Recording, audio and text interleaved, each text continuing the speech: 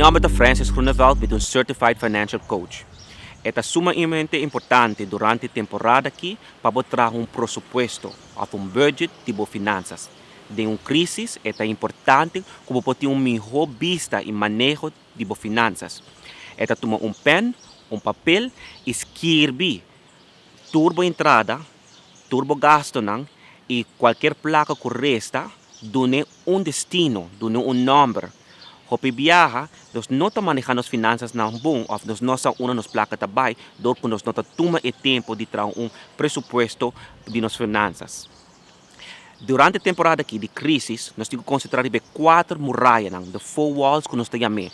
1, comida. 2, autoridade. 3, transporte. E 4, shelter, hogar.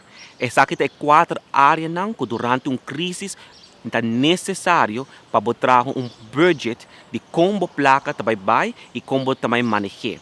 Benefício não, ora botar presupuesto, tá como tu melhor vista de boa entrada e salida, botar resta 100, maioria de gente resta 100, e também você em que área você corta ou você tem que anadir.